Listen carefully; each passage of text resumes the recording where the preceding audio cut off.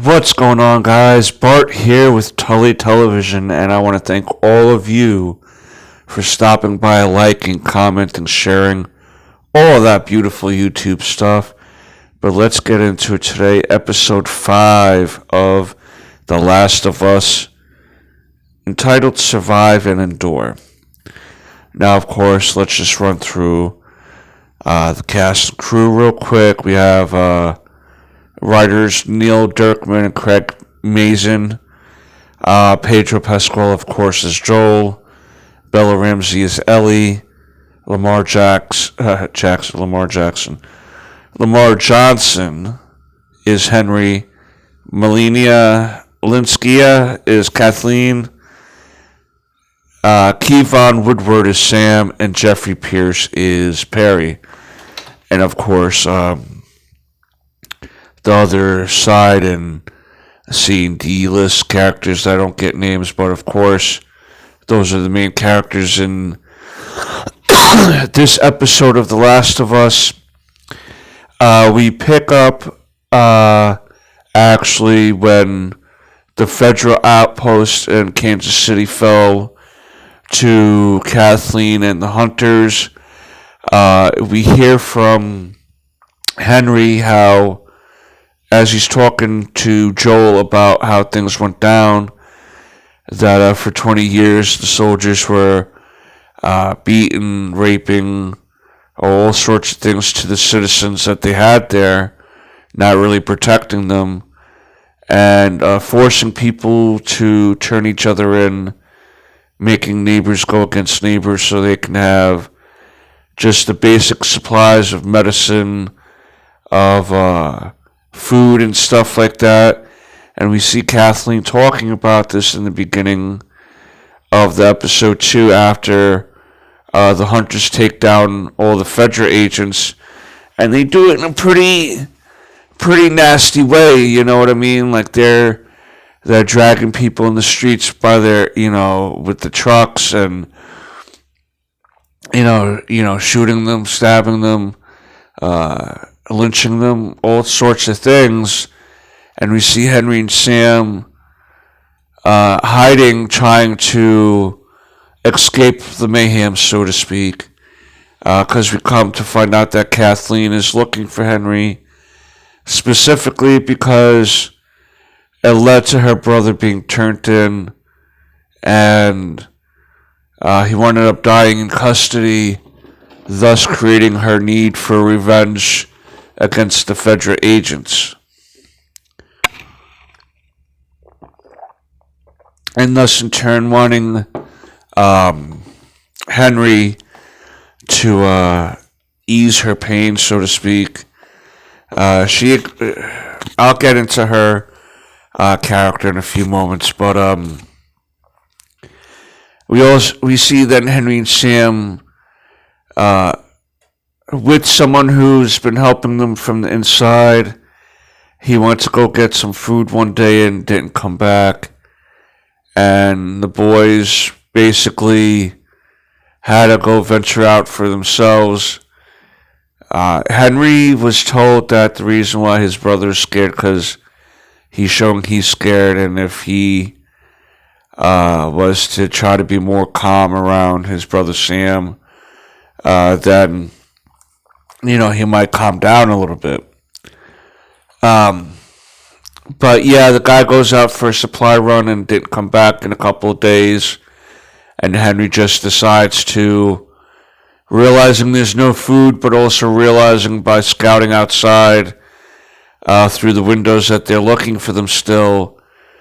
But you can't stay up there without supplies or feeding yourself, so you have to kind of move on, especially with the guy that was supposed to get supplies now assumed vamoosed Minecraft from this reality, so to speak. We don't see it, but we can only assume that that's what happens after Kthleen was told where they could be. When Kthleen talks to, in her mind, the traitors who she now has locked up away after the federal agents again were taken down, she explains, did it make you, she starts saying, did it make you feel safe turning on your neighbors for apples, for alcohol, for these things, when it meant that it was the death of your neighbors, if they're trying to be dissident or if they're trying to be, she's blaming people for trying to protect their family, because it came at the cost of her family, and I get it.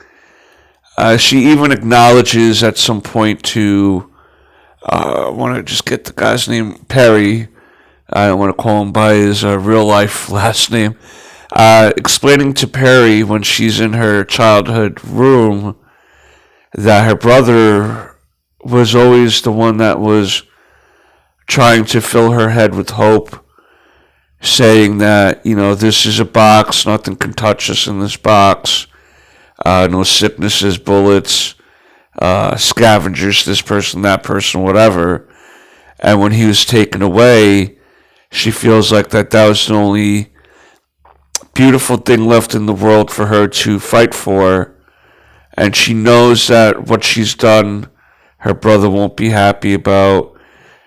She knows that he would want her to forgive Henry for turning him in, so to speak. Even knowing that would result in the ending of his existence, he would still want his sister to forgive that young man, and she's not. She's set on her path. She feels like she's gone too far to stop now, and she's going to extinguish the one thing that took away the thing that she loved the most, and that was Henry. Meanwhile, Henry's trying to take care of and protect his kid brother who's deaf, and he's just trying to do what's best for his brother, and it touches on Joel trying to do the best for Ellie now. This episode was a lot of innocence being lost by everybody. The innocence of Kthleen and her delusion. She allowed herself to think that nothing will touch her. Excuse me. And the innocence of Ellie for what she has to witness at the end of this episode. Because to her, it's still kind of her, Joel, and Joel's really, killing these monsters and this and that, and, hasn't gotten real yet. We even seen her realizing last episode that it's easier to shoot a man in the back than it is to his face as he's begging. And she understood, like, it's not as easy taking someone's life as she thought it would be, or as excited as she would be, but she then again referenced not having to, she referenced in that episode having to do something to somebody before, but she didn't really get into it. That was more of a fight and flight response, as opposed to holding a gun to someone's face with no danger going on, and you still have to take them out, regardless of armed, unarmed, begging, not begging. In certain situations, it just has to get done in that type of environment. And she realized near the end of this episode, too, that nothing is safe. And so, anyway, Henry comes up with a plan to go through the tunnels to get them out of town. And then there's like this little ditch off miles away that once they get past that, they should be fine. They get through all that because Henry and Joel start talking and conversing about how they basically need each other to get out of here, and explaining why he was labeled. Henry explaining why he was a rat, being labeled that there, it was because of helping his brother.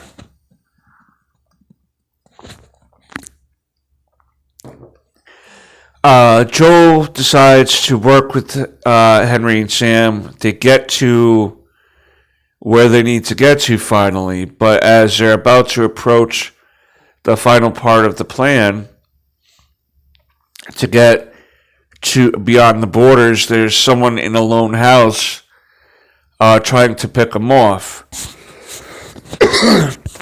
Sorry, guys. Joel's able to get the drop on him, but realizes that he was part of the hunter group and alerted Kthleen and Perry to their location, and they have to make a stand there. Finally, Kthleen gets the drop on Henry, so to speak, or he more exposes to himself where he's at, so then the kids can run off and Joel can help him. There's an explosion that happened through a crash of one of the tanks, and it caused a sinkhole, and the truck and the house went down the sinkhole, and then it just unleashed a horde of these fungi zombie.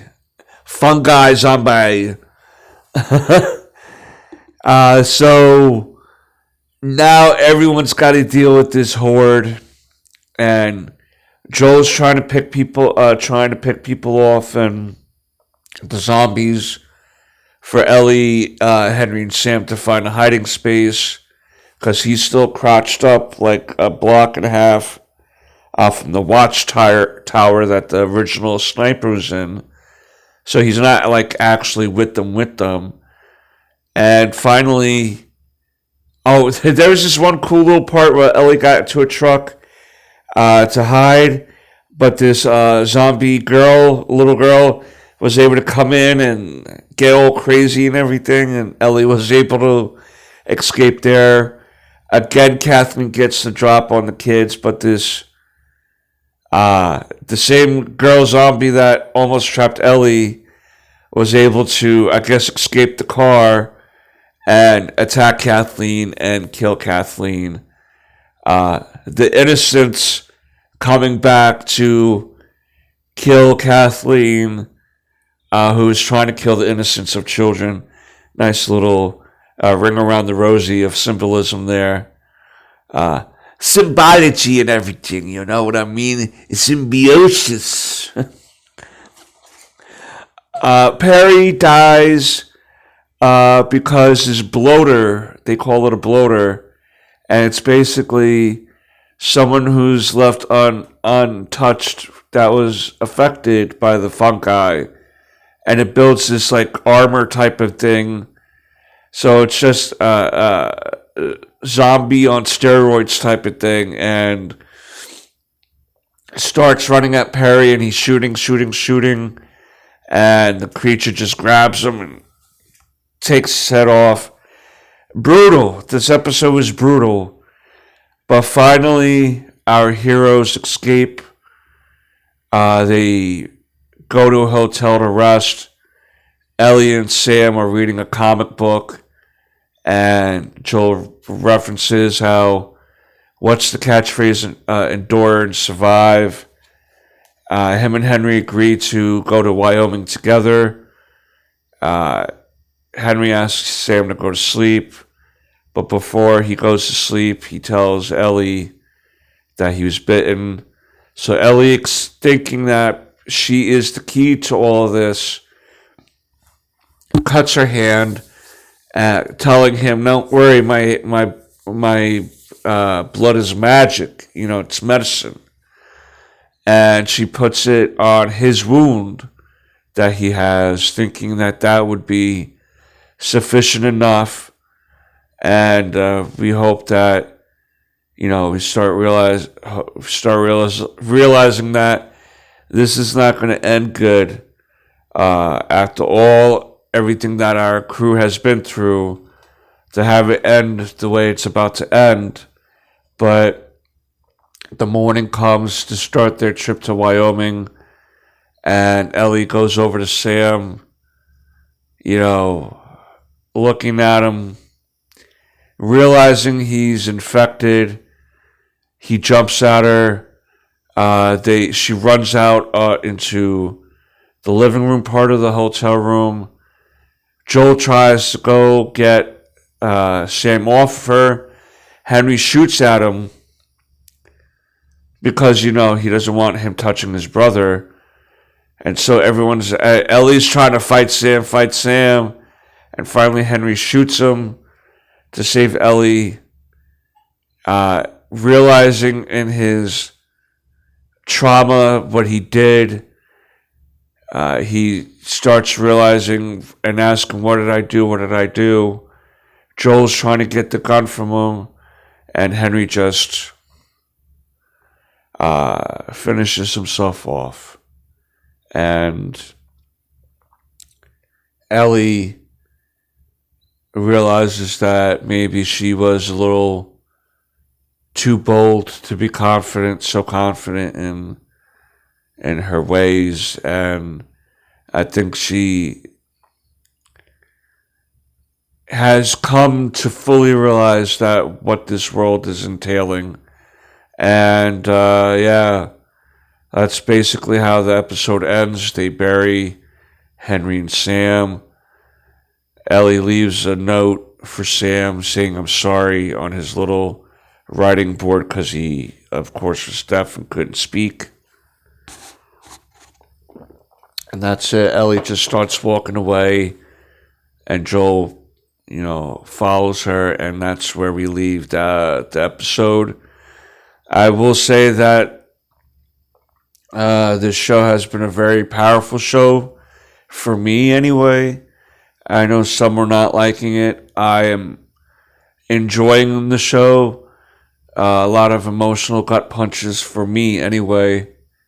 The people who are not liking the show are more people who are fans of the initial movie. It's not a show or a movie. It was initially a video game. The fans of the video game were not big on the show. And that's okay. Everyone's got their reasons for liking or not liking.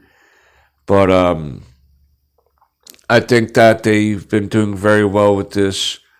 I hope that it continues to trend upward for me. I highly suggest this show. Again, I'm going to keep this show rating at like an 8.5. It's really up there.